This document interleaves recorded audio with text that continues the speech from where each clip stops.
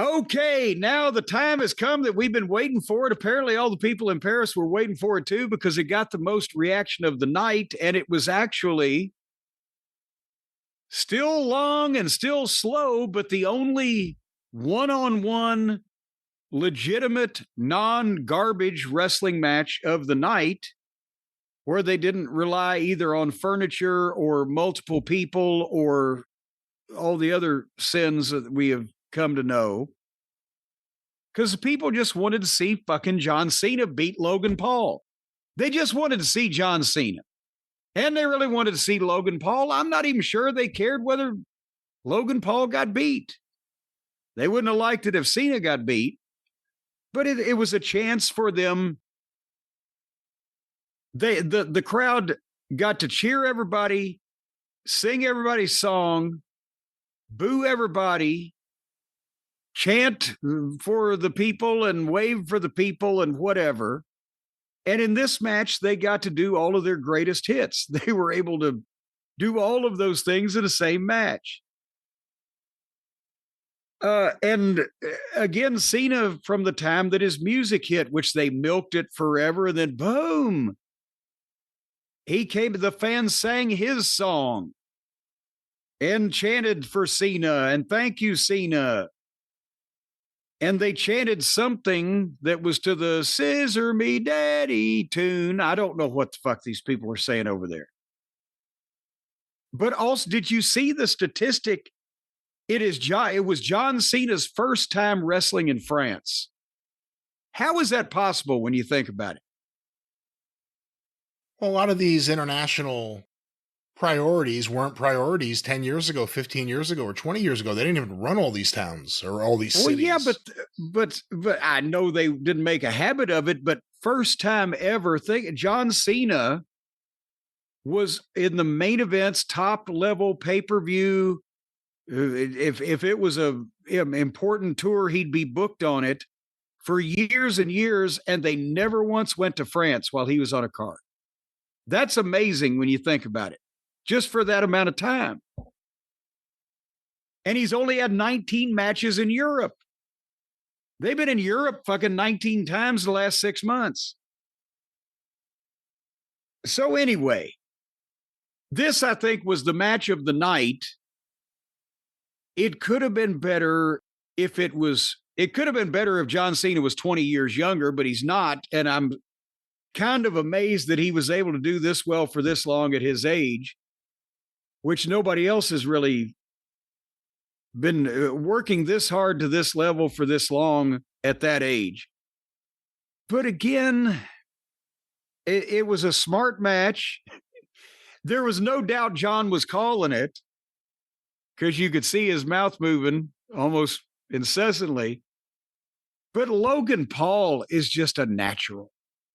He just, again, so good. And not only is doing the moves, but the timing and the attitude for having 23 matches or whatever in total.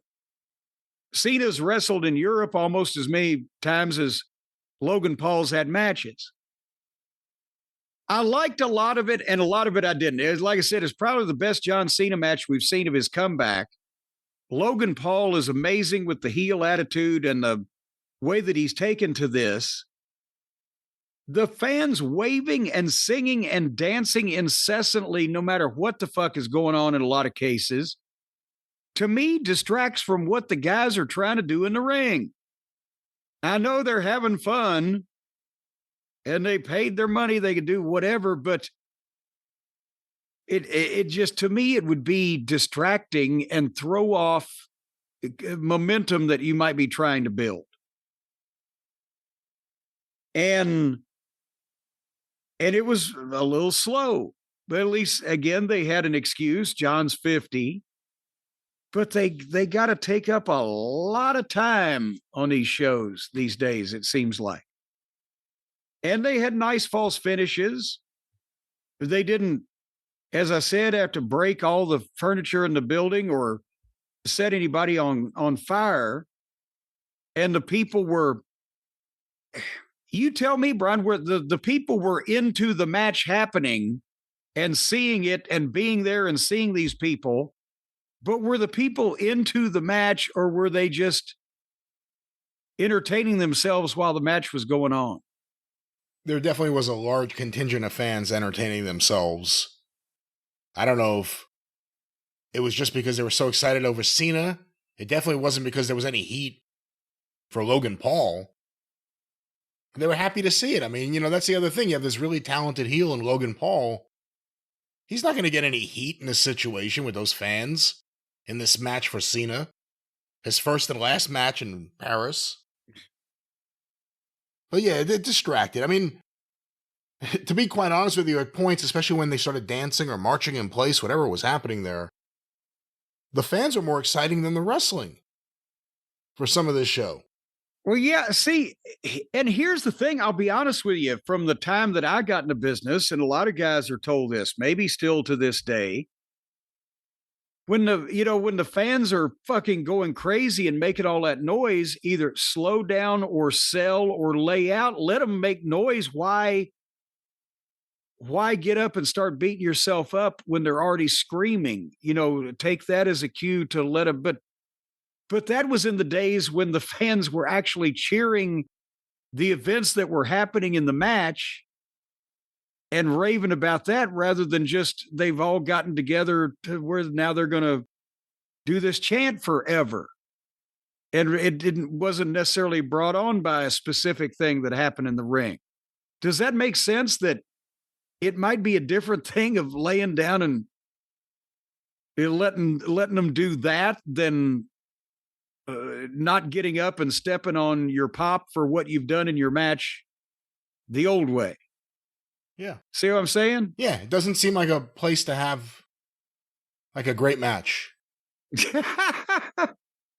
Not that people won't love it, but well, and that's, and a lot of the guys are going to go, Jesus Christ, we didn't have to take any bumps. But you still took all the bumps you called. You just took longer to do it.